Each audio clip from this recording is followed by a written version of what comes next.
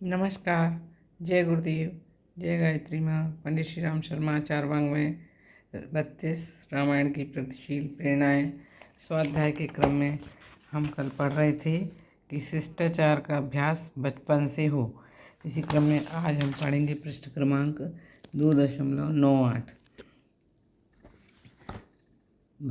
धाई धरे गुरुचरण सरोरुह, अनुज सहित अति पुलक तनोरुह।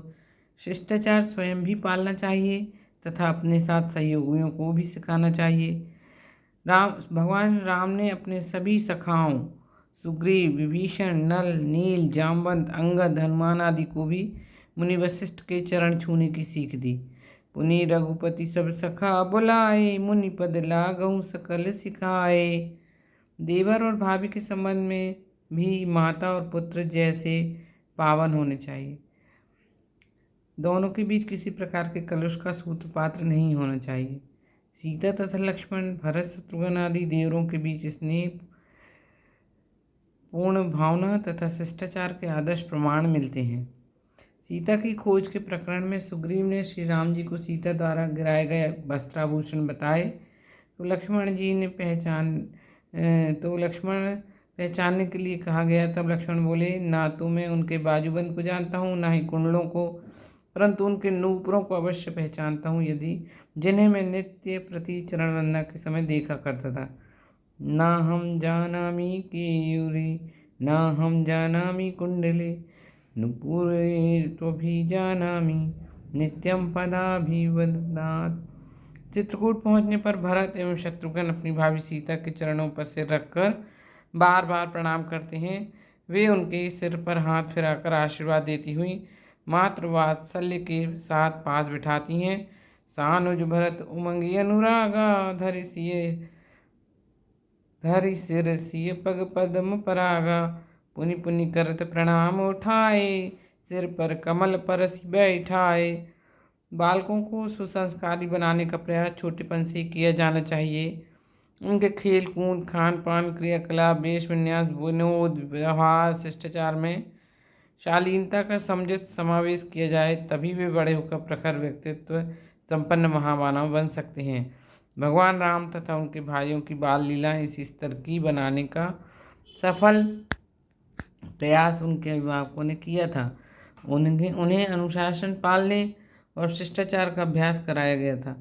अनुज सखा सन भोजन करहीं, मात पिता आज्ञा अनुसरहीं। यही विधि सुखी हों पर लोगा, करहीं कृपा निधि सोई संजोगा। प्रारंभ से ही अभ्यास कराने से भाई भाई परस्पर भी एक दूसरे को सिखाने समझाने लगते हैं। श्री राम का यही क्रम है। अनुजहि संयुत भोजन करहीं, देखि सकल जननी सुख भरहीं। राम करहीं भ्रातहि पर प्रीति, नाना भांति सिखावहीं नीति। विद्या विनय निपुण गुण शीला, खेलहीं खेल सकल नृप लीला। विद्या विनय निपुण गुणशीला, खेलहीं खेल सकल नृप लीला। बच्चों को सुरुचिपूर्ण तथा कथा कहानियाँ कहकर सरलता पूर्वक सुसंस्कारी सदाचारी शिक्षा दी जा सकती है। बड़ों का कर्तव्य है बच्चों को उत्तम शिक्षण का एक आवश्यक अंग सुरुचिपूर्ण कथा कहानियाँ कहने को माने। मनोरंजन एवं विचार निर्माण का यह बहुत ही उपयोगी मार्ग है। विष्णु शर्मा ने पंचतंत्र की पुस्तक राजकुमारों को विचारशील बनाने के लिए ही लिखी थी। राम परिवार में भी कथा कहानियाँ सुनने और शास्त्रों को चर्चा का बड़ा उत्साह था। राम बड़े होते के नाते स्वयं भी इस कार्य को पूर्ण उत्साह रखते और रस लेते थे। वेद पुराण सुनहि मन लाई, आप ही कहीं अनुझहि समझाई। सज्जन व्यक्ति बालकों के छोटे छोटे दोषों को क्षमा कर देते हैं, किंतु साथ ही उनका सुधार भी करते हैं, जिससे वे बढ़े नहीं। परशुराम जी से विवाद हो जाने पर राम ने केवल लक्ष्मण को शांत ही करते हैं, वरन लक्ष्मण द्वारा बोले कटु वचनों के लिए क्षमा मांगते हैं।